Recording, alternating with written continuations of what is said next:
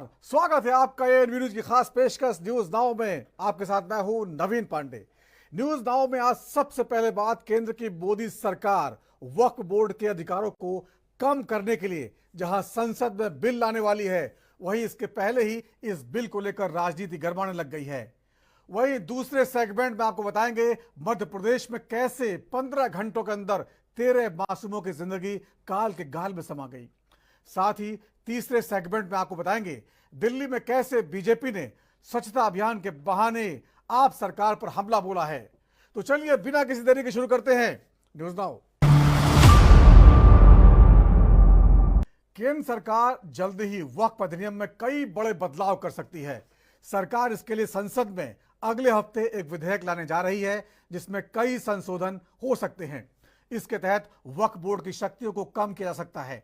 सूत्रों की माने तो 5 अगस्त को लोकसभा में इस बिल को पेश करने की तैयारी है, लेकिन सरकार के इस कदम को लेकर राजनीति अभी से गर्मा गई है। कांग्रेस, एआईएमआईएम समेत कई मुस्लिम संगठनों ने इसका विरोध तेज कर दिया। वक्फ बोर्ड पर कंट्रोल, कांग्रेस का विरोध। केंद्र की मोदी सरकार ने बड़ा फैसला करते हुए वक्फ बोर्ड पर कंट्रोल करने की तैयारी कर ली है। इसके तहत सरकार वक्फ बोर्ड की किसी भी संपत्ति को वक्फ संपत्ति घोषित कर उसकी अनियंत्रित शक्तियों पर लगाम लगाना चाहती है। सूत्रों की माने तो 2 अगस्त की शाम कैबिनेट ने वक्फ अधिनियम में 40 से ज्यादा संशोधनों पर चर्चा की है। वहीं 5 अगस्त को लोकसभा में इस बिल को पेश किया जा सकता है। इस बीच बिल को लेकर आ रही खबरों को लेकर अभी से ही बयानबाजी तेज हो गई है। कांग्रेस नेता और पूर्व केंद्रीय मंत्री रहमान खान ने कहा कि इस बिल को बिना सभी पहलुओं पर विचार किए नहीं लाना चाहिए।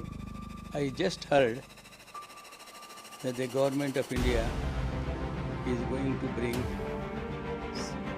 amendments to the Waqf Act.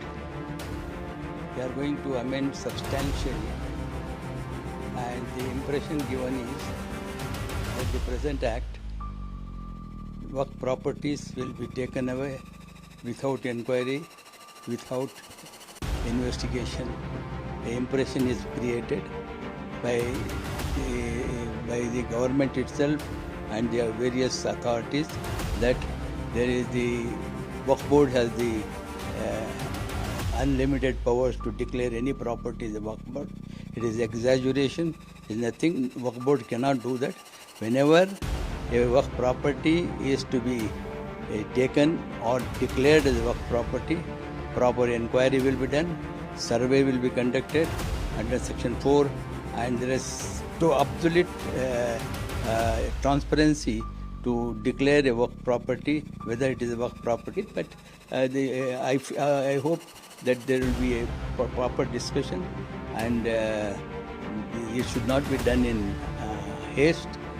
I hope the government will look into all this and will not amend the act without proper discussion and without looking into all the aspects. AIMIM और SP ने भी उठाए सवाल। वहीं AIMIM chief Asaduddin Owaisi से लेकर रामपुर से सपा सांसद मौलाना मोहिबुल्लाह नदवी ने भी इस बिल के खिलाफ सवाल उठाए हैं। उन्होंने कहा कि सरकार वक्फ बोर्ड की संपत्ति और उसके अधिकारों पर अंकुश लगाने के लिए ये बिल ला रही है। वक्फ बोर्ड संशोधन का तरीका गलत है और इससे दुनिया में देश की छवि खराब होगी। सेशन में है तो सेंट्रल गवर्नमेंट जो है पार्लियामेंट्री सुप्रीमेसी और प्रिविलेजेस के खिलाफ ये काम करते हुए मीडिया को इन्फॉर्म कर रही है और पार्लियामेंट को इन्फॉर्म नहीं कर रही है। पार्लियामेंट जब चल रहा है तो सरकार का काम है कि इमीडिएटली आप पार्लियामेंट को इन्फॉर्म करते, बजाय इसके कि आपने मीडिया को लीक किया।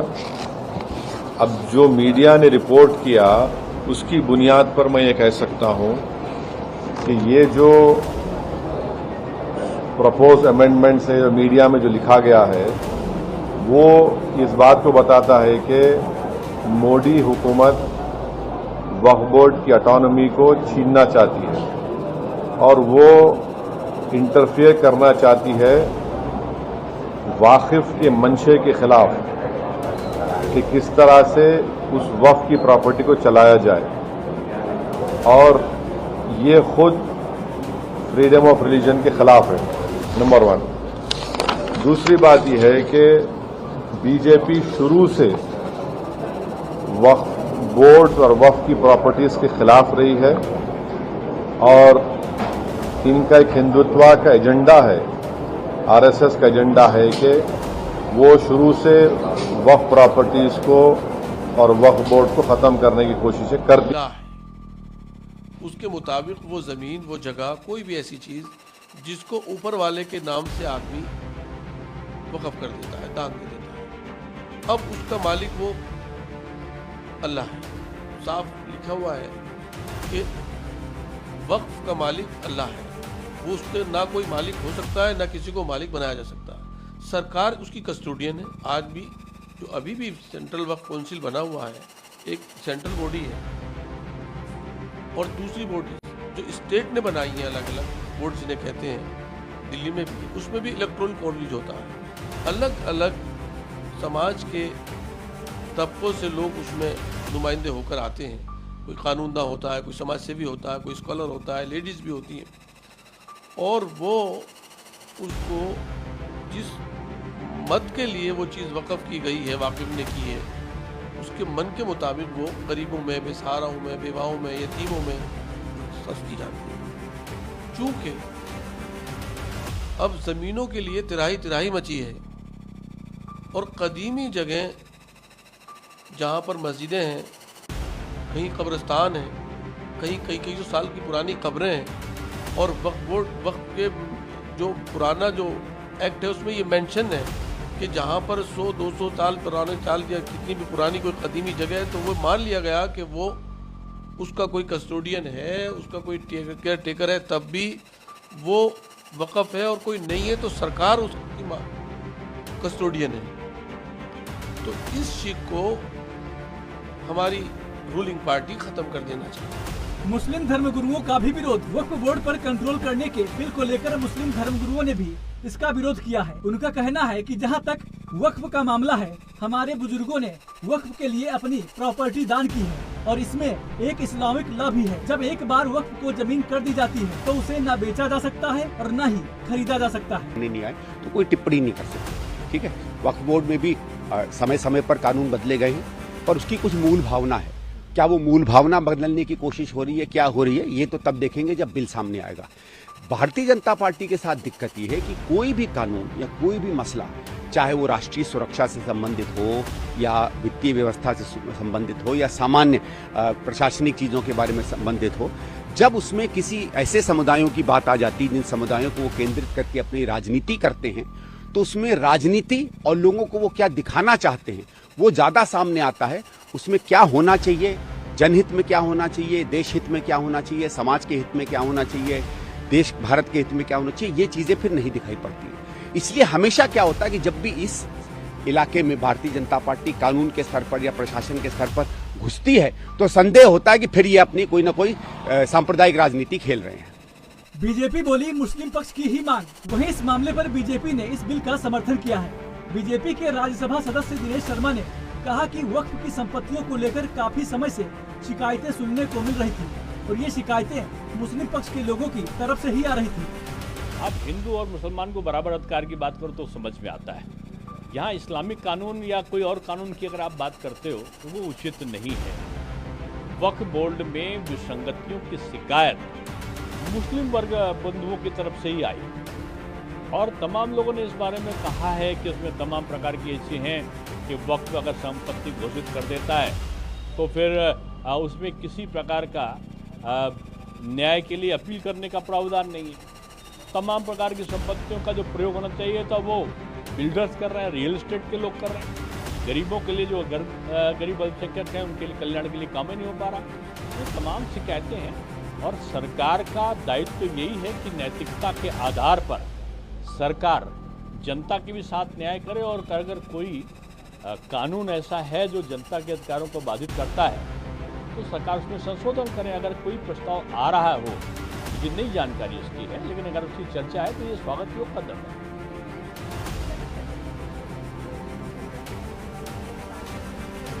मैंने कोई सेंसिटिव, देश में कल्याण के लिए कोई सेंसिटिव होता है कोई?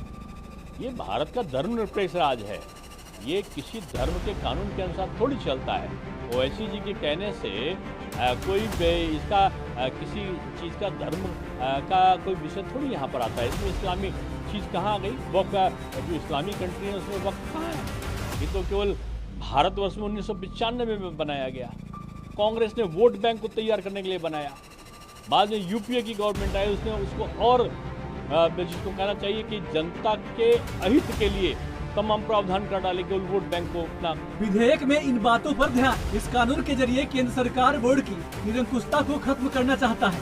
विधेयक के जरिए बोर्ड में अधिक पारदर्शी प्रक्रिया सुनिश्चित करने के लिए अनिवार्य सत्यापन शामिल है।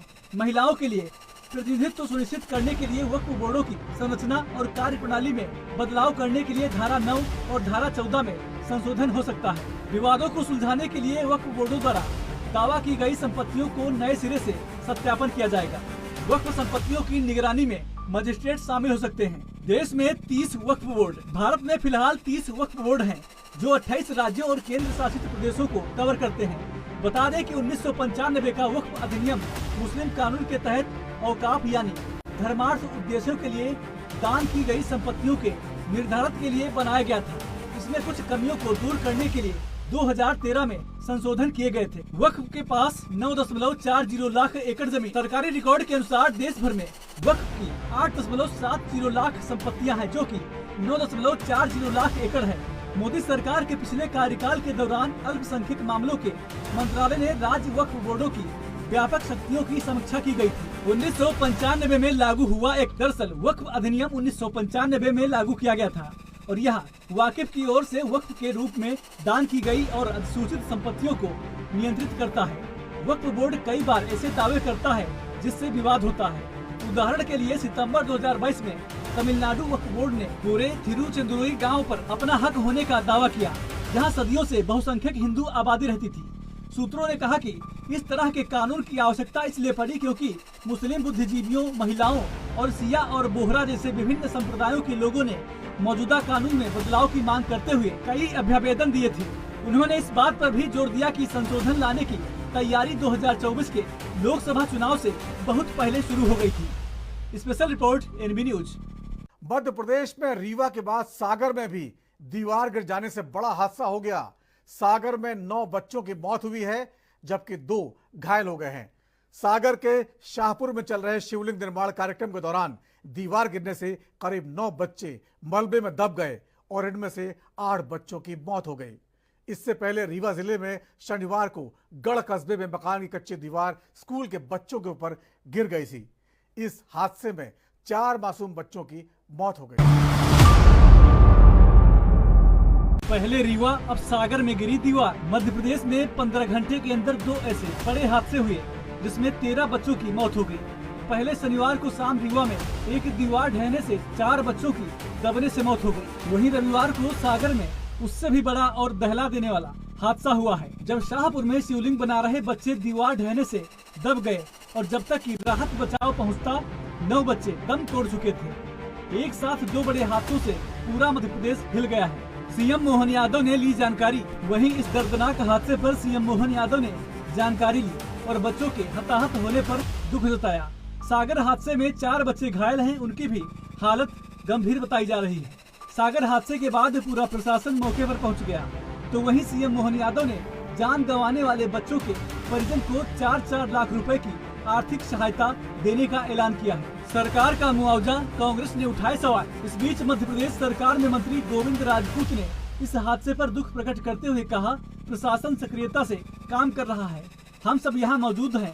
मुख्यमंत्री ने मृतकों के परिवार को 4 लाख रुपए और घायलों को 1 लाख रुपए की आर्थिक सहायता देने की घोषणा की है। वहीं इस घटना को लेकर कांग्रेस ने बीजेपी पर निशाना साधा है।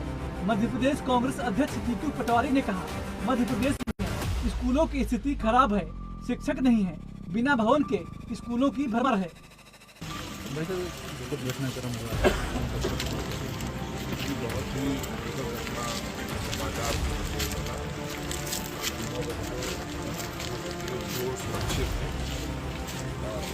शासन पूरी तरीके से सुबह से लगा हुआ है।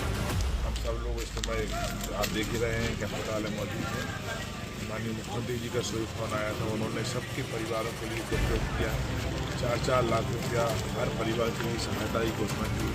1-1 लाख रुपया ख्याल है उनके लिए कि और जो भी संभव हो सकता है सरकार की तरफ से पूरी मदद मिलेगी। इस प्रकार की घटना की पुनरावृत्ति न हो।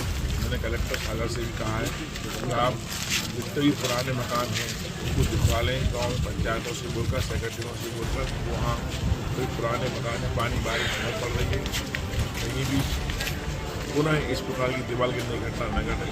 सरकारी स्कूल जो पुराने हो चुके हैं उनके आसपास बच्चे ना रहें, वहाँ भी दिखवा लें, कोई इस प्रकार की घटना न घट सके। तो इस प्रकार की पुनरावृत्ति ना हो, इसके लिए हम सब सचेत हैं और हम सब पूरी सरकार जो परिवार की घटना घटी है उस दुख के साथ पूरी सरकार पूरे मध्य प्रदेश में स्कूलों की स्थिति जर्जर है, टीचर नहीं है, बिना भवन के स्कूलों की भरमार है।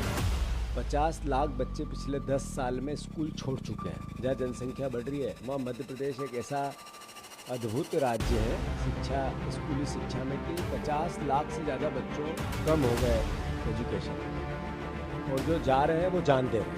रीवा में स्थिति ये रही कि दीवार ढह गई जब तक प्रशासन, स्कूल सरकार का कोई नुमाइंदा उसकी सुध नहीं दी।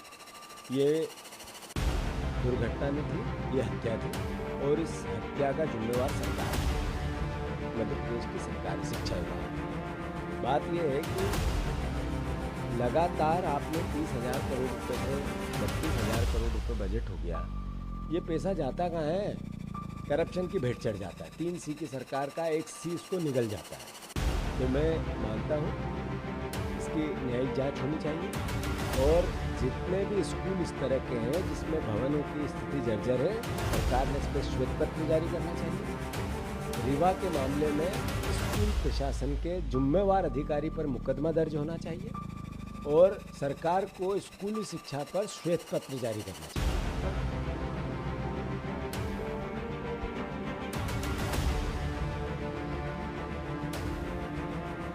मैं समझता हूँ कि मुख्यमंत्री जी जब से बने हैं, एक तरफ उन्होंने एक फरमान जारी कर दिया है जिसमें बजट करीब 27 मद का रोक दिया है खर्च करने से, और दूसरी तरफ उद्घाटन और भूमि पूजन में लग गया है। तो हमारे मुख्यमंत्री को सिर्फ और सिर्फ 3 सी से प्यार है, कर्ज, क्राइम और करप्शन से, मध्य और इवेंट से। मैं मानता हूँ इवेंट करते रहें, मध्य प्रदेश की जनता भोग रही है। शिवलिंग निर्माण के दौरान हुआ हादसा। बताया जा रहा है कि सागर में शाहपुर के हरदौल मंदिर में शिवलिंग निर्माण और भागवत कथा का आयोजन किया जा रहा है, जहां सुबह करीब 10 बजे पार्थिव शिवलिंग निर्माण कार्यक्रम चल रहा था। रविवार की छुट्टी होने के चलते शिवलिंग बनाने के लिए बच्चे भी पहुंचे थे। जिस जगह बच्चे बैठकर शिवलिंग बना रहे थे, मंदिर परिसर के बाजू वाली दीवार भरभरा कर गिर गई, जिससे कुछ बच्चे दब गए। इसके बाद आनन फानन में जेसीबी से मलबा हटाकर शव और घायल बच्चों को बाहर निकाला गया। दीवार करीब 50 साल पुरानी बताई जा रही है, जो लगातार हो रही बारिश के कारण ढह गई। दीवार गिर गई। कितने लोग थे वहाँ पे? क्या जने?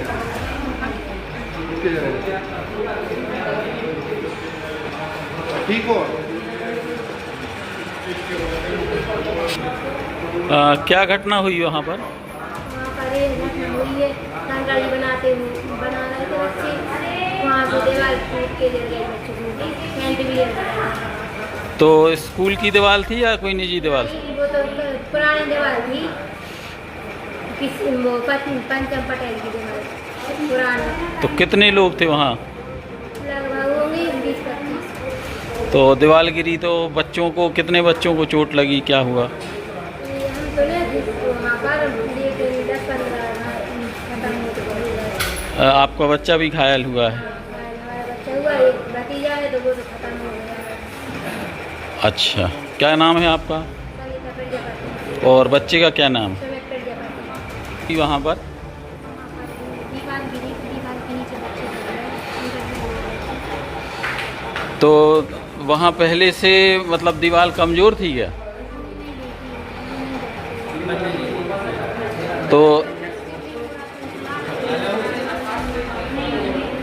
तो शंकर जी निर्माण का जो कार्यक्रम हो रहा था वो किसके द्वारा किया जा रहा? तो वहाँ एक पूरा आयोजन हो रहा था दीवार के पास। अच्छा, क्या नाम आपका? और बच्ची का अब ठीक है? बच्ची सिर में चोट है।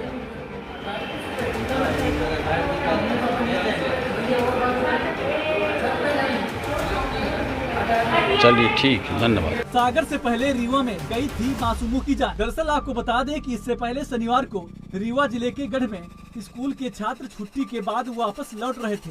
उसी दौरान अचानक छात्रों पर दीवार ढह गई, जिसमें अभिभावक समेत 6 लोग दब गए। आनन फानन में स्थानीय लोगों ने दबे हुए लोगों को निकालकर सामुदायिक स्वास्थ्य केंद्र ले गए, जहां चिकित्सकों ने 4 स्कूली बच्चों को मृत घोषित कर दिया। इस हादसे को लेकर सीएम मोहन यादव और डिप्टी सीएम राजेंद्र शुक्ल ने दुख जताया और पूरी घटना की जांच कराने की बात कही। Special report NB news. Delhi में तकरीबन 6 महीने बाद होने वाले विधानसभा चुनाव के लिए बीजेपी ने अभी से कमर कस ली है। यही वजह है बीजेपी सत्ताधारी आम आदमी पार्टी की सरकार को घेरने का कोई मौका नहीं छोड़ रही। इसी के चलते बीजेपी सांसदों ने रविवार को दिल्ली के कई इलाकों में जाकर झुग्गी बस्तियों में सफाई अभियान चलाया। इस दौरान सांसदों ने दिल्ली में जनहित के मुद्दों को लेकर केजरीवाल सरकार पर जमकर निशाना भी साधा है।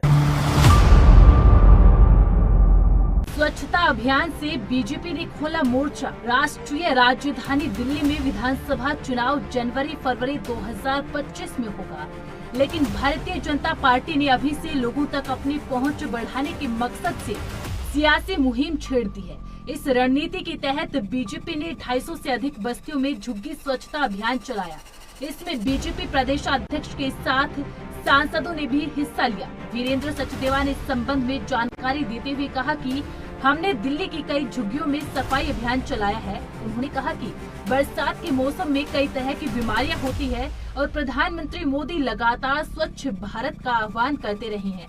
इसी के तहत हम यह कार्यक्रम कर रहे हैं। देखिए, दिल्ली की अनेक बस्तियों में हम लोगों ने स्वच्छता अभियान चलाया है। बरसात का मौसम है, अनेक तरह की बीमारियां होती हैं, डेंगू के भी मामले बढ़ रहे हैं और लगातार माननीय प्रधानमंत्री का जो आह्वान है स्वच्छ भारत स्वस्थ भारत, उस दिशा में हमारे सभी कार्यकर्ता आज पूरी दिल्ली में विभिन्न बस्तियों में स्वच्छता का कार्यक्रम चला रहे हैं। ये कार्यक्रम लगातार चलने वाला है। इस कार्यक्रम से क्या लोगों को फायदा होगा? जागरूकता तो फैलेगी। अपने घर की सफाई रखें, अपने मकान के आगे, अपनी दुकान के आगे सफाई रखें, कूड़ा दान में डालें, गंदगी सड़क पर ना फैलाएं, उसका एक प्रयास है। मैसेज सिर्फ इतना है कि अपने घर की सफाई रखिए, अपने आस पड़ोस की सफाई रखिए, जहाँ आप काम करते हैं उस स्थान की सफाई रखिए। अगर सफाई व्यवस्था ठीक रहेगी तो फिर बीमारियां फैलने का खतरा कम होगा। बीजेपी सांसदों का हल्ला बोल। वहीं सफाई अभियान में बीजेपी के कई दिग्गज नेता मौजूद रहे। इसमें केंद्रीय मंत्री हर्ष मल्होत्रा, नई दिल्ली से बीजेपी सांसद बांसुरी स्वराज, पश्चिमी दिल्ली से बीजेपी सांसद कमलजीत सहरावत के साथ ही दक्षिणी दिल्ली से बीजेपी सांसद रामवीर सिंह बिधूड़ी ने भी दिल्ली की आप सरकार पर तीखा हमला बोला। आदरणीय प्रधानमंत्री नरेंद्र मोदी जी का आह्वान स्वच्छता को लेकर के लंबे समय से है। पहले दिन जब 2014 में पहले स्वतंत्रता दिवस पर लाल किले के प्राचीर से आदरणीय नरेंद्र मोदी जी ने स्वच्छता की बात कही थी। स्वच्छता होगी तो स्वास्थ्य भी ठीक होगा, स्वास्थ्य ठीक होगा तो देश का विकास भी ठीक होगा। तो हमने एक स्वच्छता अभियान का पखवाड़ा अभी आज से प्रारंभ किया है भारतीय जनता पार्टी के कार्यकर्ताओं ने। उसमें भारतीय जनता पार्टी के सभी पार्षद, विधायक, सांसद सब लोग बस्तियों में जाकर के स्वच्छता को अभियान को आज देखिए, ये पुरानी आदत है आम आदमी पार्टी की कि खुद स्वयं कुछ काम नहीं करना और बाद में जब किसी प्रकार का क्राइसिस हो जाता है तो अधिकारियों पे दोषारोपण करना।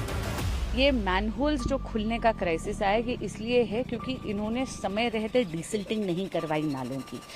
1 दशक से ये यहाँ पर सत्ता भोग रहे हैं, लेकिन जब दिल्ली की जनता के लिए काम करने की बात आती है तब करते नहीं हैं। यहाँ पे 10 साल से आम आदमी पार्टी की सरकार है, लेकिन आपने देखा होगा हर मॉनसून में दिल्ली डूबती है क्योंकि डिसिल्टिंग नहीं होती नालों की। भारतीय जनता पार्टी का स्वच्छता के प्रति एक विशेष हमेशा अभियान चलाने के लिए रहता है क्योंकि आदरणीय प्रधानमंत्री जी का भी स्वच्छता के ऊपर बहुत ध्यान है।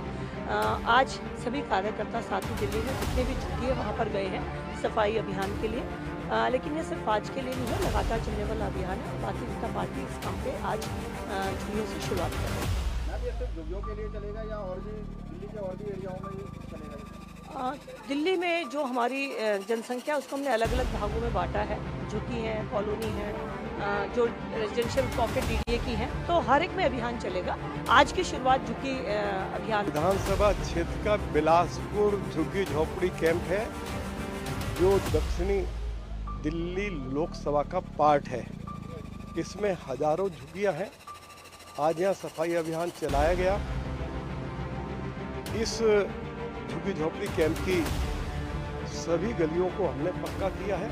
आपने स्वयं देखा होगा गलियों की स्थिति आज बहुत अच्छी है, पहले बहुत खराब थी, कच्चे रास्ते होते थे। जिस सड़क से आप आए हैं ये सड़क भी कच्ची होती थी, इसको भी पक्का किया गया। अभी 4-6 गलियां रह गई है, उनको भी पक्का करेंगे। वहीं दिल्ली की आप सरकार में मंत्री गोपाल राय ने राव कोचिंग सेंटर हादसा और डीडीए के नाले वाली घटना को लेकर बीजेपी पर हमला बोला। उन्होंने कहा कि हम दिल्ली के लोगों के साथ हम मुद्दे पर खड़े हैं और बीजेपी अपनी गंदी राजनीति में कामयाब नहीं होगी। तो भाजपा के सारे नेता उसी नाले पर होते हैं, इससे बड़ा और कोई प्रमाण नहीं है। भाजपा की घिग्गी बदी है, मतलब समझो कि डीडीए फंसी है, वरना तो एलजी साहब का भी दौरा हो गया होता, सांसद भी वहीं धरने पर होता, रात भर खाना वहीं खा रहा होता है, सारे नेता वहीं प्रदर्शन कर रहे होते। ये सारों को सांप क्यों सूंघा है? सिर्फ इसलिए सूंघ गया है कि वो डीडीए का है।